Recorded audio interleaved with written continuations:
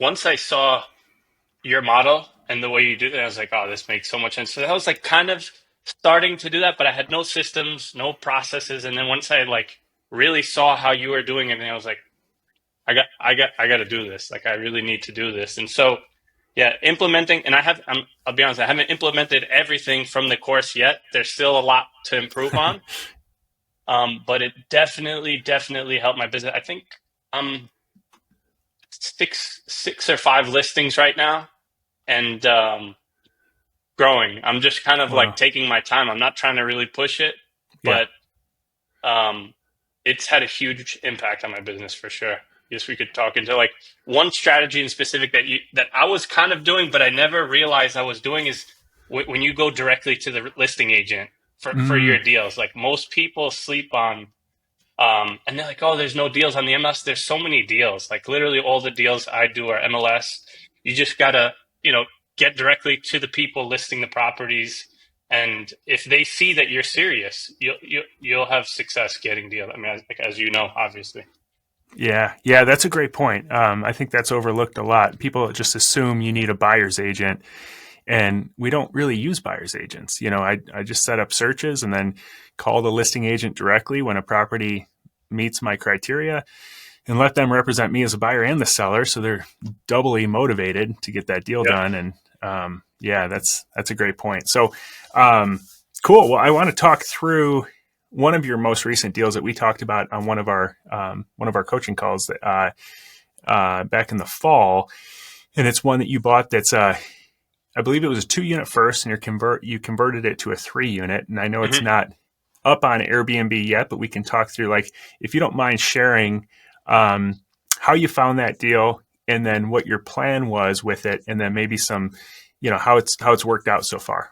Yeah. So I found that deal, believe it or not, from a wholesaler. And I normally don't do deals with wholesalers because it's really hit or miss. I wasted a lot of time Yeah, looking at these $20,000 rehabs that end up being yeah. $100,000 jobs. But I think they kind of undervalued this one. So I went to go look at it, and I believe we got it in contract for $145,000. So I got it locked up for 145, and it was already set up as like a mother daughter. It was kind of mostly cosmetic, except I completely converted the basement, so it costs a little bit more. I think all in on that one, I put about 70, maybe. I want to say 70, give or take. So I think I'm all in for that one around 215. And actually, the basement is an Airbnb now, and it's bringing in, it's doing pretty well. Just the basement alone is bringing in like on average over 1,000 a month. But Wow. the other two I have long term right now. One unit is getting 1,600. It's a two bedroom. The other unit is 1,350. So let's see, what I don't even know, 13, It's about about three three. $3,000 a month, Yeah, something yeah, around there. And it's yeah. in a good spot. There's like you ran the numbers on the deal, and you saw right, like it's right around a bunch of different stuff. So the reason why I didn't put it directly on Airbnb is I wanted to work out some of the kinks. You know, when you launch a new property or you set up a new property, there's like things that still need to be worked out, and Hmm. some guests are really unforgiving. So I was like, let me Yeah.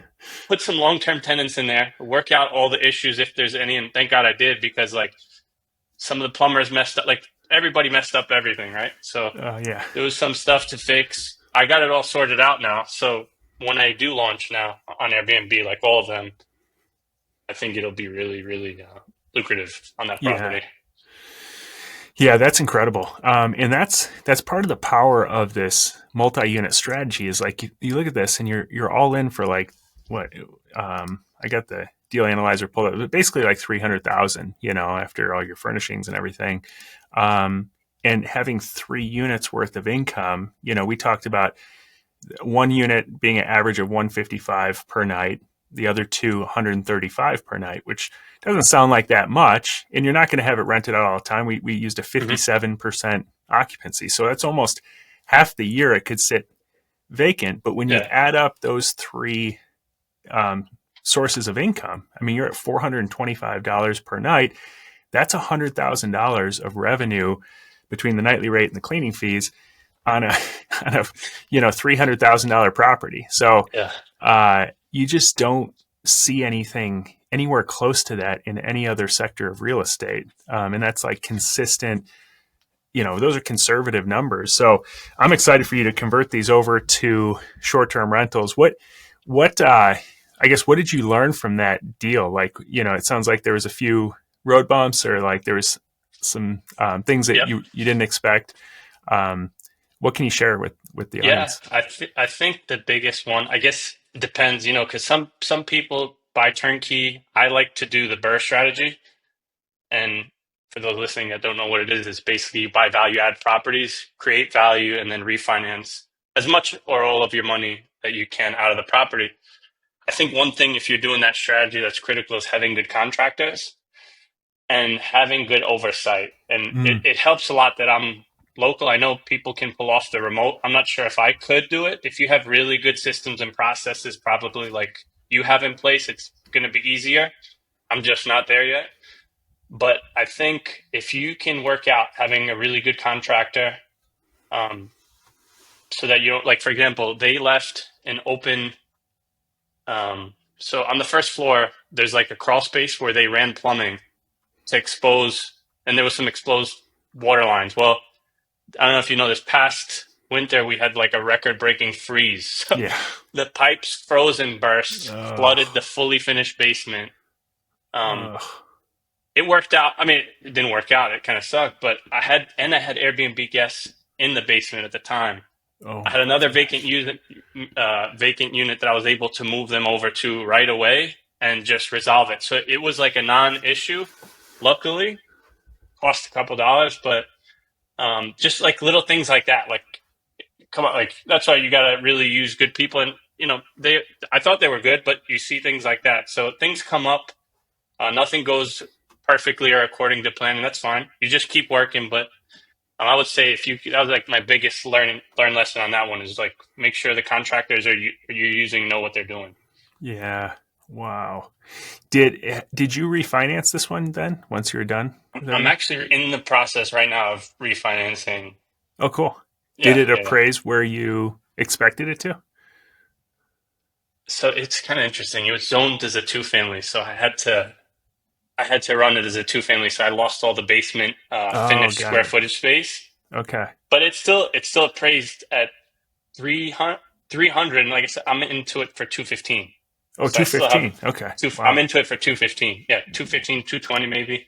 Wow. Um, That's incredible. Oh, your after repair value was 280. That's what I was looking at. yeah, yeah, yep, yep. Yeah. Okay. So yeah, with your purchase of it was 145, I think you said, right? And then 145. Yeah. yeah, about 70 into it. So yeah. Okay. So yeah, so you created a huge spread then at Mhm. 300,000. So you were able to basically pull out all your cash for the most Yeah. part.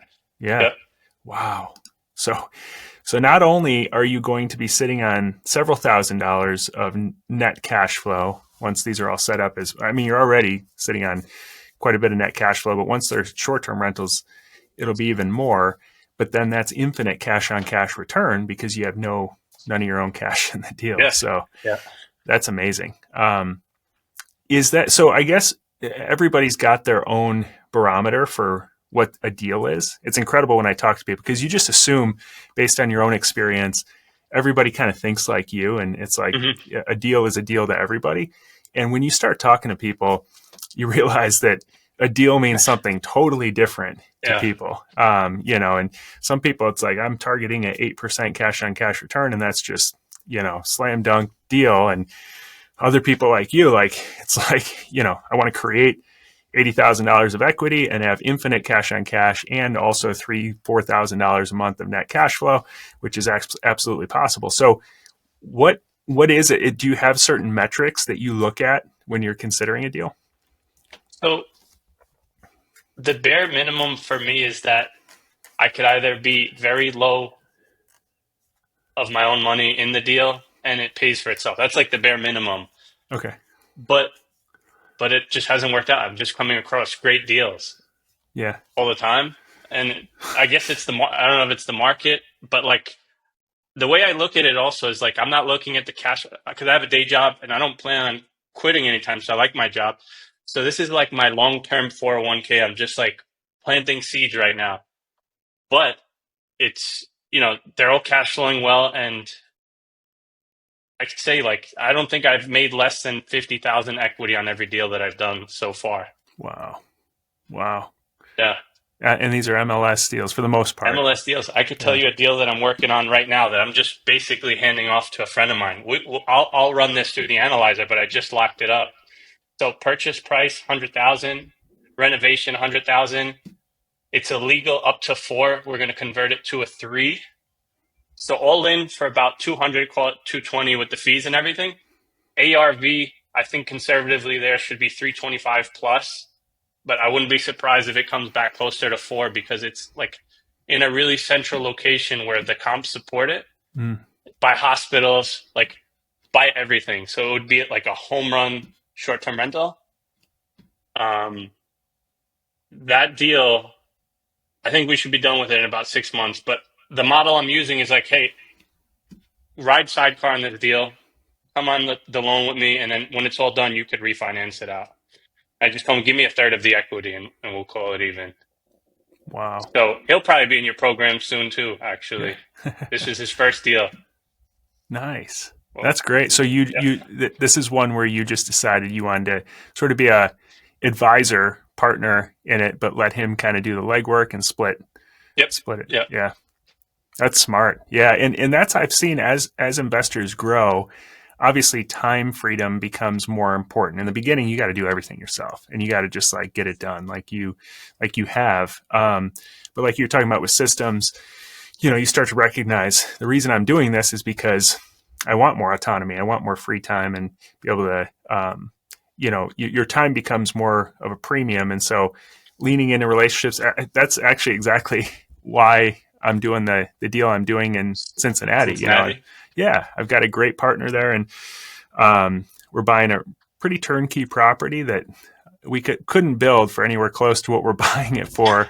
It's 460,000 for this just amazing, totally rehabbed property, just ready to go, and it's going to just generate incredible income. But I'm more of an advisory role in that as well, and it can work really well. You can structure these partnerships a lot of different ways. So, Yeah, those numbers are just like so foreign to somebody living on the coast where they're looking at a starter home for $1 million, and you just get so much bang for your buck there. It's I feel incredible. like a lot of people that I talk to about it, not here, that don't know the numbers, think that I'm making it up. Like they Yeah, just don't they just don't believe the numbers. yeah, I yeah, remember talking to my wife's cousin who's overseas, like different market. I think he's in Cyprus, and I was telling him like what kind of returns we're getting on these properties, and he just wouldn't believe. He's like, "There's no way. Like, there's way too much risk. You're way too leveraged." And I was like, "No, like it does." yeah, They're used to like 3-4% returns, so they yeah, hear stuff like this. They're like,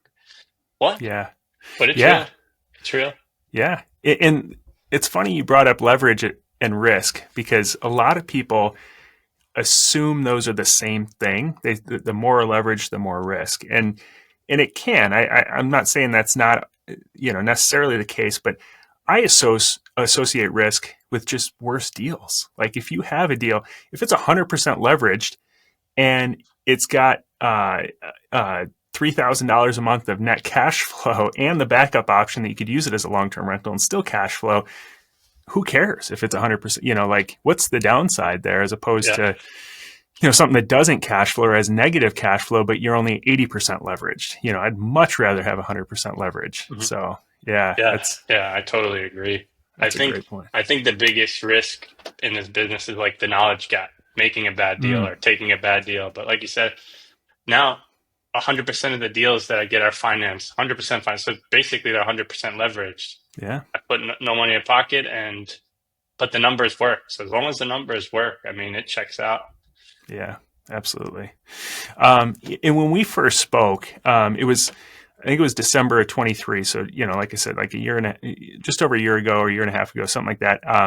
But at that time, the tech industry was like real shaky. A lot of the tech stocks had just dropped. They were laying off people. And I remember you saying like, you liked your job, you want to stay there, but also you wanted the security of knowing that you could be financially free if you wanted to be. Have you calculated like where you're at, like how close you could be if just from your real estate to being able to live off your rentals if you had to? I think I could probably do that now. Yeah. I have some, I don't really have any bad habits, but I have one expensive habit of buying nice watches. So outside of that habit, I think we could be covered probably right now. Like my biggest expense is the mortgage of my personal residence, which the basement, we evaluated that. We'll cover the mortgage. So once that's done, I really don't have any big expenses and Yeah. the cash flow is coming in. So I think I could be covered today if I really needed to, if something bad happened. And Yeah.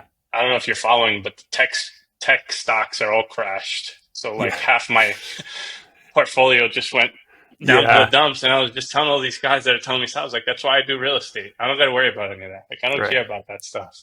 Yeah, exactly. Yeah, there's people like jumping out of windows and stuff, and you got some stability there with cash flow. Yeah, other than Meta, for some reason, Meta keeps going up, but everyone else keeps crashing. So I Yeah. don't get it. But um, so you're converting your basement. So let's talk about that because I always say on this show, like one of the best personal finance decisions anyone can make, in my opinion, is a really good house hack because it not only pays you today, but it pays you the rest of your life. Like we've been house hacking in some form or another since 2017, and I don't think I'll ever go back because it doesn't impact our lifestyle in one bit.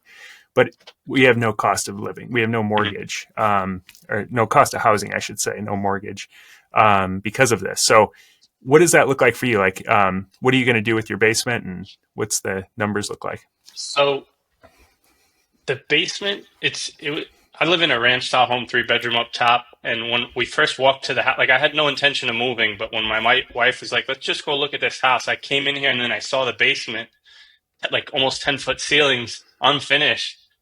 The light bulb went off because like it's in a really good area too here in Mm, Mason. It's by the Cincinnati Open, Kings Island, which is a pretty big attraction. So I was like, all right, that's the ticket. This is going to be expensive in the beginning, but um, once that's done, it'll probably cover itself. So down there, it's almost actually done now. It's a 3 bedroom, 2 bath. So we added a master bath wow. in the master. It's like a whole other house down there. Yeah. Yeah. It's like the same. So it's the same footprint as the upstairs. Pretty much, yeah. Yeah. Pretty much. Yep. Wow. And so you'll use it as a short term rental or a hmm long term? Short term. I'm thinking short term because over here, I guess the advantage I have is you can't have short term rentals here unless you're an owner. Like what do they call it? Owner occupant. Oh yeah. So there's not a lot of them Yeah. here. That's Like in different yeah. areas where you could operate as an Airbnb, you can't here unless you live in it. So we can legally operate the Airbnb, and it's in a great location.